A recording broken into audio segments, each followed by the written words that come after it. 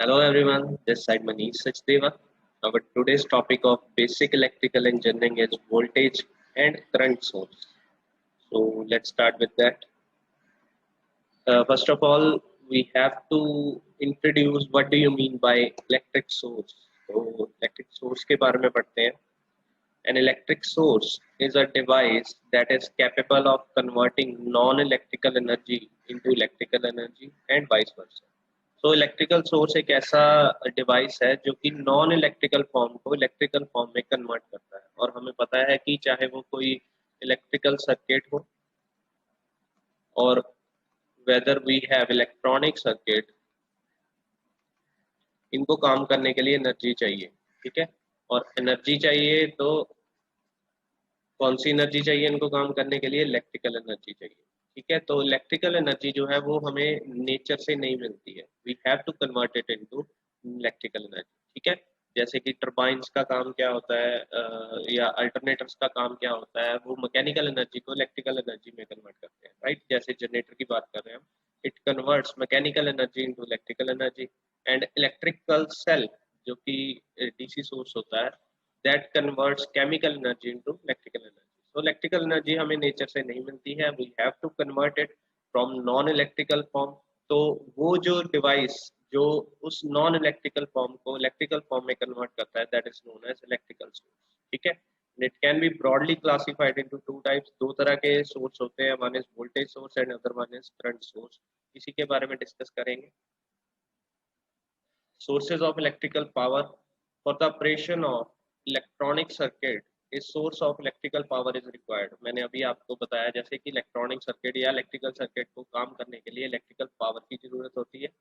For the basic purpose of electric source is to supply power to the load. और जो electric source होता है वो basically क्या करता है, उसका काम क्या है? It supplies the power to the load. वो बेसिकली पावर जनरेट करता है जिसमें वी एंड आई दोनों होते हैं. तो वोल्टेज एंड करंट से ये लोड को रन करवाता है, उनका ऑपरेशन परफॉर्म करवाता है. ठीक है, द इलेक्ट्रिकल पावर सोर्स में be either a DC source और इट में बी अ एसी सोर्स. अब ये दो तरह के सोर्स होते हैं, DC and AC voltage source. तो इसके बारे में पहले डिस्कस कर लेते हैं. What do you mean by DC source? Any device that produces direct voltage that is steady and unidirectional in nature continuously is called DC source. तो ये आप डेफिनेशन नोट कर लीजिए डीसी सोर्स की, बहुत ही इंपॉर्टेंट है. क्या करता है? ये एक ऐसा सोर्स है या डिवाइस है जो कि डायरेक्ट वोल्टेज जनरेट करता है. डायरेक्ट वोल्टेज मतलब ये हमारे पास वोल्टेज है, ये continuously and unidirectional voltage generate करेगा. That is steady. Steady means constant and continuous. Continuous means कि बीच में कहीं भी ये ब्रेक नहीं लगेगी, ये डायरेक्ट पीछे से जो वोल्टेज आ रही है that that is continuous in nature. ठीक है, तो कंटिन्यूस एंड कांस्टेंट वोल्टेज जो बाहर हमें आउटपुट देगा, that that source is known as DC source. ठीक है, और इसकी जो फुल फॉर्म होती है डीसी की, दैट इज डायरेक्ट करंट. कौन कौन से सोर्स होते हैं डीसी के? Battery, DC generator, regulated power supply जिसको डीसी पावर सप्लाई भी बोलते हैं, एंड सोलर पैनल्स और सोलर सेल्स. राइट, तो ये कुछ डीसी सोर्सेज हैं जिसके बारे में डिस्कस करते हैं. बैटरी क्या होता है? Battery is a common DC voltage source. हमने सभी ने कहीं ना कहीं बैटरी को यूज किया हुआ है to operate some electronic circuits, चाहे वो डिजिटल वॉच हो, राइट, चाहे वो कोई इलेक्ट्रॉनिक टॉय हो या कोई ऐसी मशीन हो जो बैटरी से चलती हो. तो ऑटोमोबाइल इंडस्ट्री में बैटरीज यूज होती हैं, हमारे मोबाइल फोन्स में बैटरी यूज होती है, लैपटॉप में बैटरी यूज होती है. तो battery is a very very common DC voltage source. It is used in electronic circuit. It is just series parallel or series parallel combination of primary and secondary cells. अब battery जो होती है वो basically group of sales होता है. Simple अगर मैं words में बोलूँ, it is a group of cells. Cells क्या होते हैं? जो दो तरह के होते हैं, primary cells and secondary sales.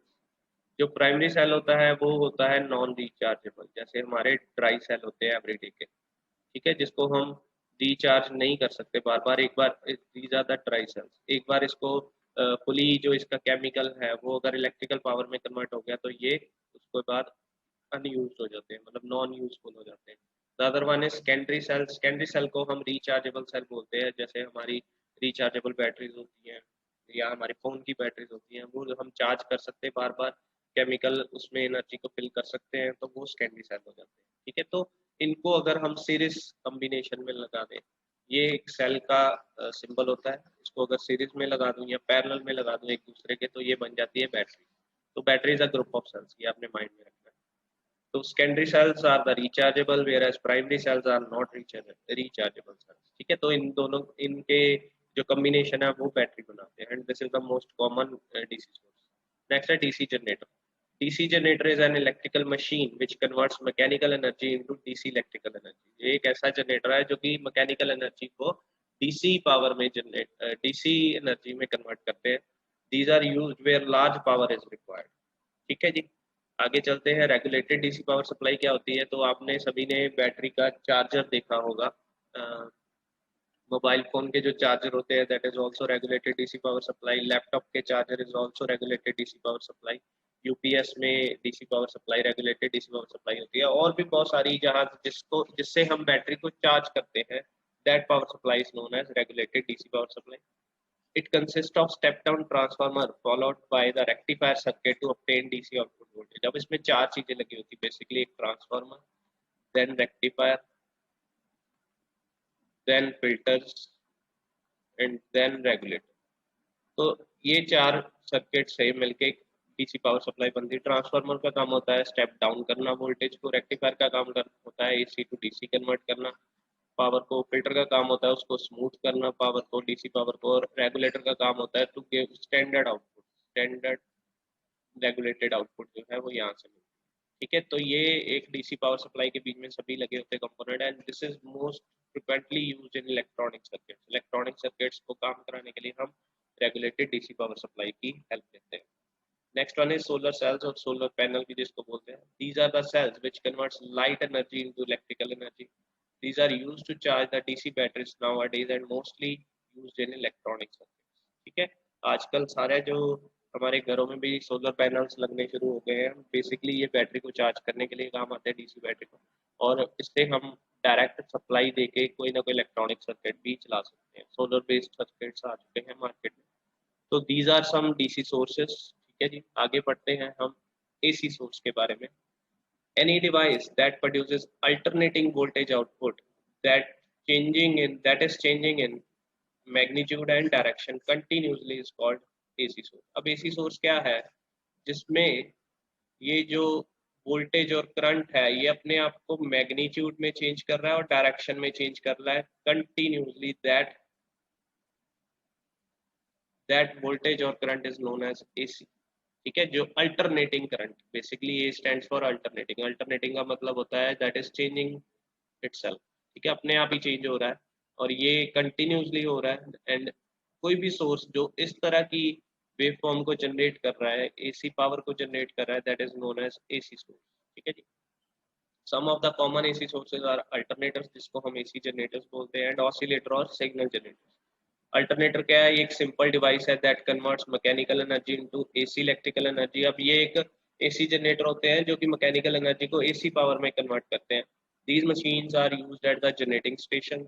जितने भी हमारे घर में पावर सप्लाई आ रही है वो एसी आ रही है, और एसी सप्लाई कहाँ से आ रही है? जनरेटिंग स्टेशन से आ रही है। तो उसमें अल्टरनेटर लगे होते हैं जो कि नॉन इलेक्ट्रिकल फॉर्म को इलेक्ट्रिकल फॉर्म में कन्वर्ट करते हैं। These are also known as AC generator. Alternator को एसी जनरेटर भी बोला जाता है।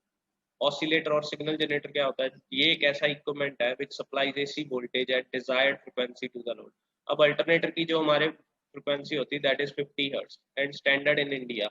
ठीक है, बट ऑसिलेटर और सिग्नल जनरेटर एक ऐसा इक्विपमेंट है जो कि हायर फ्रिक्वेंसीज पे भी एसी सिग्नल को जनरेट कर सकते हैं एट डिजायर्ड फ्रिक्वेंसी। हम अपनी मर्जी से किसी भी फ्रिक्वेंसी पे एसी सिग्नल को जनरेट कर सकते हैं through oscillator and signal generator. ठीक है, these are used to test the working of various electronic circuit। और जब टेस्टिंग होती है इलेक्ट्रॉनिक सर्किट्स की एट द डिफरेंट फ्रिक्वेंसी, तब इन सिग्नल जनरेटर और ऑसिलेटर को यूज कर सकते हैं हम एज अ एसी सोर्स। तो these are AC source. DC source भी हो चुका है। आगे हम पढ़ते हैं, there is a important topic, internal resistance क्या होती है और इंटरनल इम्पीडेंस क्या होती है। बेसिकली यहाँ पे भी इंटरनल है, तो ये this is the common topic, internal resistance and impedance. तो सबसे पहले इंटरनल रेजिस्टेंस की बात करते हैं। हमने रेजिस्टेंस के बारे में सुना हुआ है, it is basically oppose to current. ठीक है, जो करंट को अपोज करे उसको हम रेजिस्टेंस बोलते हैं। बट यहाँ पे दो चीजें हैं जो कि सेम काम कर रही हैं। जो रेजिस्टेंस वर्ड है और जो इम्पीडेंस वर्ड है that are same in working. ये भी अपोज टू करंट है, इम्पीडेंस का मतलब भी है अपोज टू करंट, और रेजिस्टेंस का मतलब भी अपोज टू करंट होता है, बट दोनों समहाउ आर डिफरेंट टर्म्स। कैसे डिफरेंट है मैं बताता हूँ।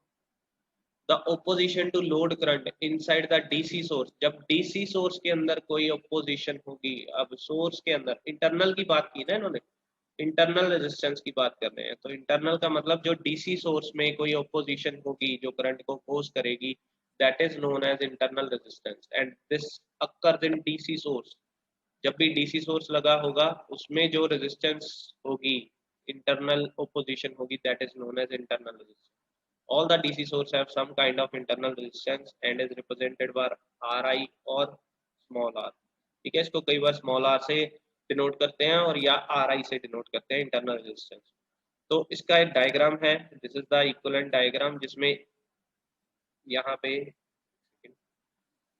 ये लगी है बैटरी, डीसी सोर्स लगा है, इसके साथ ही एक स्मॉल r दिया है, दिस इज बेसिकली या internal resistance of this source. ठीक है, अब इसे होता क्या है, when load resistor R is connected across the source, हमने एक R लगाया है यहाँ पे across the source। ठीक है, यहाँ से करंट कुछ पास करेगा I। अब I की जो वैल्यू होगी, हमें पता है I as per Ohm's law होता है V अपॉन R, V यहाँ पे है E, और R यहाँ पे जो होगा दैट इज दिस R, जो लोड रेजिस्टर है प्लस जो इंटरनल रेजिस्टेंस, दोनों सीरीज में लगे हैं, तो ये होगी हमारी R प्लस R। ठीक है, तो I की वैल्यू जो है वो कम हो जाएगी ड्यू टू दिस R। ये जो R इसमें लगा है, अगर ये 0 है R, तो इसकी वैल्यू बढ़ जाएगी करंट की, बट अगर R की वैल्यू यहाँ पे गिवन है या थोड़ी बहुत R की वैल्यू इंटरनल रेजिस्टेंस इसमें है, तो उससे क्या होगा, I को फर्क पड़ेगा, दैट मीन्स करंट ज्यादा थोड़ा सा अपोज होगा। और जो टर्मिनल वोल्टेज है, यहाँ पे हम वोल्टेज मेजर करेंगे, that is called the terminal voltage. अगर आपको नहीं दिख रहा है, I will show you now. यहाँ पे जो वोल्टेज आएगी, this is called the terminal voltage, जो इसके क्रॉस है, आर के क्रॉस, ये जो वोल्टेज आएगी ये होगी ई माइनस आई आर। अब ई क्या है, that is the DC source, I R क्या है, that is the voltage drop due to the internal resistance. इस इंटरनल रेजिस्टेंस के कारण जो ई में से माइनस होगी, आर की वैल्यू पे डिपेंड करेगा, वो हमें यहाँ पे वोल्टेज मिलेगी, मतलब V is always less than E। ठीक है, due to this internal resistance कुछ ना कुछ ओपोजिशन मिलेगी हमें। अब V is equal to I R होता है, हमें पता है, और R की वैल्यू I की वैल्यू हम निकाल चुके हैं जो कि यहाँ पे गिवन है, तो I की वैल्यू यहाँ डिनोट की। ठीक है, और यहाँ से आई R की वैल्यू I के साथ मल्टीप्लाई की, तो हमारे पास ये वैल्यू आ गई V की। ठीक है, सो अब यहाँ पे मैं क्या कहना चाहता हूँ, the voltage across the load terminals is reduced. अब जो यहाँ पे वोल्टेज मिल रही है हमें अक्रॉस द लोड रजिस्टर, वो कम होके मिलेगी। क्यों वोल्टेज कम मिल रही है, because of the voltage drop in internal resistance of the source. जब भी सोर्स में कोई इंटरनल रेजिस्टेंस होगी, वो हमें कुछ ना कुछ वोल्टेज ड्रॉप देगी, बिकॉज हर रेजिस्टेंस के क्रॉस वोल्टेज ड्रॉप होता है आई आर के अकॉर्डिंगली, वो आर की वैल्यू पे डिपेंड करता है कितना है, तो उसके अकॉर्डिंगली जो वोल्टेज ड्रॉप होगा वो हमें V को उतना ही कम कर देगा एनर्जी सोर्स से। ठीक है, अगर एनर्जी सोर्स 12 वोल्ट की है, तो हमें यहाँ पे 12 वोल्ट नहीं मिलेगी, वो हमें 12 से थोड़ा सा कम मिलेगी। क्यों हो रहा है, because of this internal resistance of the source. ठीक है, source having smaller internal resistance will have smaller voltage drop. जितनी इंटरनल रेजिस्टेंस कम होगी उतना स्मॉलर वोल्टेज ड्रॉप होगा, जितनी इंटरनल रेजिस्टेंस ज्यादा होगी उतना हायर वोल्टेज ड्रॉप होगा, और उतनी हमें वोल्टेज बाहर कम मिलेगी। तो ये बेसिकली जितनी कम उतनी अच्छी है, होती जरूर है, जीरो इंटरनल रेजिस्टेंस किसी की भी नहीं होती, हर डीसी सोर्स की कुछ ना कुछ इंटरनल रेजिस्टेंस होती है, तो इट शुड बी मिनिमम। ठीक है जी, आगे चलते हैं इंटरनल इम्पीडेंस की तरफ। सो इंटरनल इम्पीडेंस भी एक करंट को अपोज करने वाली एक टर्मिनोलॉजी है, but the opposition to load current inside the AC source. अब एसी सोर्स में जो ओपोजिशन प्रोवाइड होगी, ये हमारा एसी सोर्स है। ठीक है, इसके साथ एक इम्पीडेंस लगी है, इम्पीडेंस को हम जो डिनोट करते हैं that is with the Z I. ठीक है, internal impedance, Z basically impedance के लिए वर्ड यूज होता है। और जो एसी सोर्स के साथ इंटरनली कुछ ओपोजिशन होगी, उसको हम रेजिस्टेंस नहीं बोलेंगे, उसको हम इम्पीडेंस बोलेंगे। मतलब एसी सोर्स के साथ काम वही है, नाम चेंज हो गया, इसको रेजिस्टेंस की जगह नाम दे दिया इम्पीडेंस का।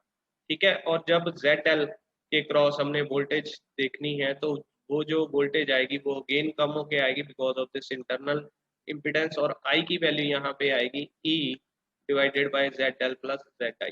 जेड एल क्या है, that is the load impedance, Z I क्या है, दैट इज इंटरनल इम्पिडेंस। तो दोनों में एडिशन होगी, वो सेम है, ये काम दोनों रेजिस्टेंस की तरह ही काम करते हैं, बट इनको नाम इम्पिडेंस दिया गया। ठीक है, तो these are the resistance but for AC, तो इनको नाम दिया गया इम्पिडेंस। अगर आपको कोई भी पूछे what do you mean by impedance, तो answer will be same, it is opposition to current, it provides opposition to current, but in AC source it this term is used in AC circuit। ठीक है जी, तो आगे चलते हैं। अब बात आ गई हमारी आइडियल वोल्टेज सोर्स के ऊपर। What do you mean bye ideal voltage source? दो तरह की वोल्टेज सोर्स होते हैं, हमने पढ़ लिया अब तक जो पढ़ा है हमने कि इलेक्ट्रिकल सोर्स दो तरह के होते हैं, voltage source and current source, और जो इलेक्ट्रिकल पावर होती है, electrical source AC source and DC source, ये भी हमने पढ़ लिए। रेजिस्टेंस एंड इम्पीडेंस के बारे में पढ़ लिया। अब हमने पढ़ना है वोल्टेज सोर्स कितने तरह के होते हैं। तो वोल्टेज सोर्स दो तरह के होते हैं, one is ideal and other one is constant. सबसे पहले आइडियल वोल्टेज सोर्स के बारे में पढ़ते हैं। बहुत ही अच्छे से 5 मार्क्स के क्वेश्चन है सारे के सारे। अब जब हम पढ़ रहे हैं तो अलग अलग से इसको नोट किया जाए, बिकॉज कोई भी टॉपिक आपको एग्जाम में आ सकता है, तो हर किसी का अपना एक ऑब्जेक्टिव है, उसके बारे में पढ़ेंगे। आइडियल वोल्टेज सोर्स कौन सा होता है? Source is called an ideal voltage source that has zero internal resistance in case of DC और zero internal impedance in case of AC.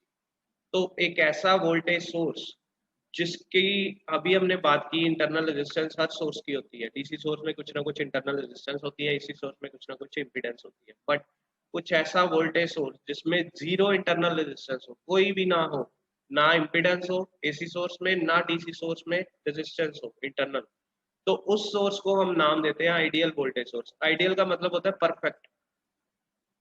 तो एक ऐसा सोर्स जो कि परफेक्ट है, जिसमें किसी तरह की कोई इंटरनल रेजिस्टेंस अवेलेबल नहीं है, that is known as ideal voltage source. ये माइंड में रखना है आपने। Ideal means perfect. परफेक्ट का मतलब जिसमें किसी तरह का कोई लॉस नहीं है, और जीरो इंटरनल रेजिस्टेंस होगी तो कोई लॉस नहीं होगा। तो जीरो इंटरनल रेजिस्टेंस जिस भी सोर्स में होगी, that is known as ideal voltage source.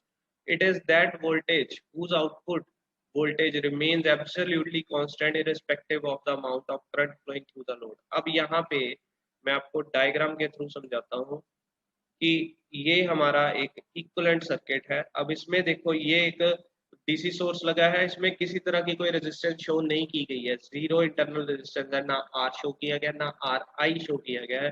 तो this is known as ideal voltage source. ऐसा होता नहीं है, but it is we have to take it to compare it with the constant voltage source। ठीक है, तो ये हमें पता होना चाहिए कि आइडियल वोल्टेज सोर्स होता क्या है, जिसमें जीरो रेजिस्टेंस होगी। तो this is the symbol of ideal voltage source, ये आप बना लीजिए। ये है एसी सोर्स, इसमें भी कोई इम्पीडेंस शो नहीं की गई है, तो ये दोनों आइडियल वोल्टेज सोर्स है। ये डीसी वोल्टेज सोर्स है, ये एसी वोल्टेज सोर्स है। और इसमें क्या होता है, चाहे लोड पे जितना मर्जी कोई रेजिस्टेंस बढ़ा दो, चाहे कम कर दो, जितनी मर्जी मतलब हम लोड करंट ऊपर नीचे हो जाए, तो जो वोल्टेज आएगी आउटपुट पे, दैट इज ऑलवेज सिमिलर। ठीक है, V is equal to constant. ये कांस्टेंट होगा ऑल द टाइम। ठीक है, क्यों कांस्टेंट होगा? Because there is no internal resistance here. तो उस time this is the graphical representation जिसमें लोड करंट बढ़ रहा है। देखो यहाँ पे I1 है, यहाँ पे I2 है, बट जो आउटपुट वोल्टेज है दैट इज ऑलवेज कांस्टेंट। तो ये कांस्टेंट आउटपुट जो हमें देगा, जो हमें एब्सोल्युटली कांस्टेंट आउटपुट जो देगा, that is known as ideal voltage source. ठीक है, आई होप यहाँ तक आपको समझ आ गया हो। आगे चलते हैं इसके बारे में। अब एक सर्किट है, यहाँ पे गिवन है कि E की वैल्यू दी है हमें, R यहाँ पे 0 है, यहाँ से R की वैल्यू 0 है, that means we know that it is an ideal voltage source. अब हमने V फाइंड करना है। तो एज पर हमने पीछे अभी पढ़ा था, V की वैल्यू होती है E माइनस IR। कोई भी अगर इंटरनल रेजिस्टेंस होगी तो उसका जो वोल्टेज ड्रॉप होगा वो माइनस हो जाएगा EMF सोर्स से। तो V की वैल्यू टर्मिनल वोल्टेज यहाँ पे आती है E माइनस IR। अब R की वैल्यू यहाँ पे 0 गिवन है, दैट मीन्स R 0 है, तो ये वाली टर्म 0 हो गई। तो V की वैल्यू यहाँ पे क्या आएगी? V is equal to E, that means output voltage is always equal to source EMF in the ideal voltage source. Ideal voltage source में V की value is equal to E होती है, ये याद रखना है। अदरवाइज V की value कम होती है से।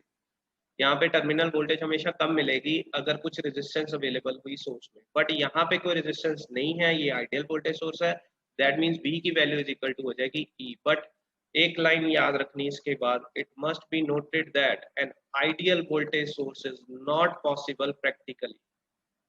ये प्रैक्टिकली पॉसिबल नहीं है इसको मिलना, मतलब प्रैक्टिकल लाइफ में ideal voltage sources nothing, but हमें पता होना चाहिए कि परफेक्ट वोल्टेज सोर्स ऐसा होता है, ठीक है। अब हर क्यों ऐसे होता है कि प्रैक्टिकली अवेलेबल नहीं है, बिकॉज प्रैक्टिकल वोल्टेज सोर्स है some value of internal resistance. हर वोल्टेज सोर्स की कुछ अपनी रेजिस्टेंस होती है, कुछ अपनी इंपीडेंस होती है। There is no voltage source with the zero resistance, ठीक है। तो कुछ ना कुछ रेजिस्टेंस होगी, that means they are not ideal और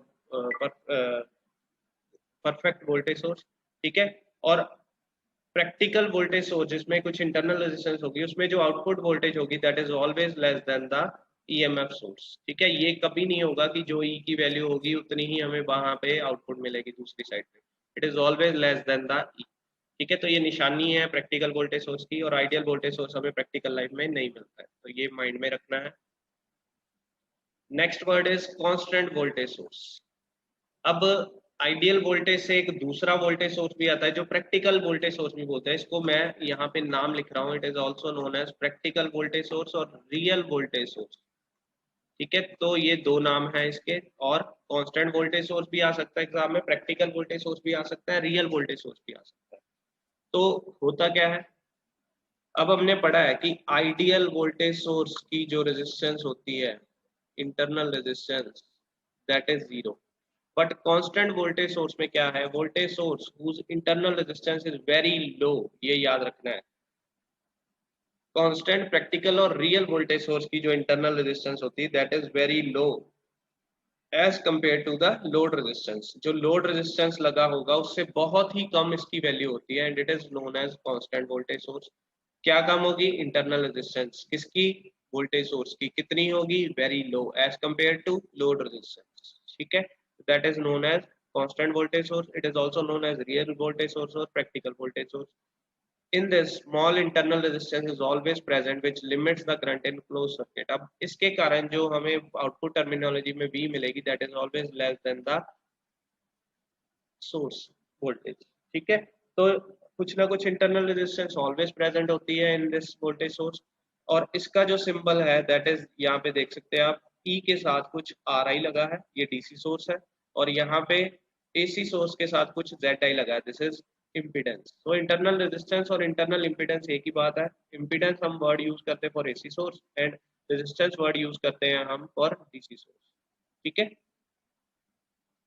तो ये इसका सिंबल है, ये बना लीजिए कांस्टेंट वोल्टेज सोर्स का, और ये ऑलवेज प्रेजेंट होगी विद द सोर्स, ठीक है। आगे चलते हैं। अब इसका फर्क क्या पड़ता है, बेसिकली क्या होता है, इसका नाम है कांस्टेंट वोल्टेज सोर्स। अब इसमें जो वोल्टेज हमें मिलेगी जब लोड चेंज होगा, लोड करंट चेंज होगा, तो वोल्टेज हमें यहाँ पे प्रॉपर कांस्टेंट तो नहीं मिलेगी, बट अप्रोक्सीमेटली कांस्टेंट मिलेगी। ये नहीं कि मतलब प्रॉपर अगर 12 वोल्ट है तो 12 ही हर टाइम मिलेगी, 12 से थोड़ी सी कम हो जाएगी, and this is known as constant. Constant मतलब 12 से थोड़ी सी कम होगी, but it is not more less than 12, तो उसको इसलिए कांस्टेंट भी बोला गया है कि अप्रोक्सीमेटली कांस्टेंट वोल्टेज मिलती है हमको। एज वी नो, यहाँ पे एक डायग्राम बनाया गया है, इससे आपको मैं दिखाऊंगा कि कैसे लोड करंट चेंज होने से वोल्टेज चेंज हो रही है, बट कितनी हो रही है वो भी बताता हूँ। As we know that real voltage source always has some internal resistance. Let a circuit shown in figure has DC source of 12 volt. यहाँ पे एक EMF source लगा है, DC source जो कि 12 वोल्ट का है, जिसकी इंटरनल रेजिस्टेंस बहुत कम है, दैट इज 0.01 ओम। अब ये एक जीरो की वैल्यू की तरह ही है, बट इसमें हमने शो की हुई है, मतलब ये बहुत कम है इंटरनल रेजिस्टेंस, बट है 0.01 ओम। अब इसका भी इफेक्ट पड़ेगा आउटपुट पे, कैसे पड़ेगा बताता हूँ। 0.01 ओम की इंटरनल रेजिस्टेंस ली गई है इसमें, when a load resistance vary from 11.99 ohm to 1.19 ohm. अब इसमें एक लोड रेजिस्टर लगा है जिसको हम वेरिएबल रखा है, इसकी दो वैल्यूज दी है, एक बार हमने 1.19 ओम दी है इसको, एक बार हमने 11.99 ओम दी है। तो हमने अब वोल्टेज को मेजर करना है यहाँ पे, तो यहाँ पे वोल्टेज जो मेजर करेंगे उसका फॉर्मूला हमने लास्ट टाइम किया था, that is V is equal to IR, ठीक है। IRL यहाँ पे वोल्टेज जो आएगी, अब जो आर एल आई है, हमें पता है कि I will be E upon R I plus R L, ठीक है। जो करंट है यहाँ टोटल सर्किट का वो होता है वी अपॉन आर, और आर इसमें है दोनों का एडिशन, मतलब रेजिस्टेंस ये भी ऐड करनी है और रेजिस्टेंस ये भी ऐड करनी है। तो इसकी वैल्यू ये आ गई वी की। अब इसमें पुट कर देंगे जो हमें गिवन है इन द इक्वेशन, ई की जगह 12 लगा दिया, आर एल की जगह हमने एक बार 11.99 ले लिया, क्योंकि हम एक बार 11.99 ओम ले रहे हैं, एक बार हम 1.19 ओम ले रहे हैं। तो सबसे पहले 11.99 ओम प्लस इंटरनल रेजिस्टेंस दोनों को ऐड किया, तो ये बन जाएगा 12, 12 से 12 कट जाएगा, हमारे पास वोल्टेज आएगी इस टाइम पे 11.99। सोर्स था 12 वोल्ट का, आउटपुट आ रही है 11.99, मतलब 0.01 ओम 0.01 वोल्टेज कम हो गई। अब दूसरी तरफ मैंने यहाँ पे 1.19 ओम रेजिस्टेंस ली और यहाँ पे पुट कर दी आरएल की जगह। उस टाइम पे हमारे पास जो आउटपुट आएगी दैट इज 11.9।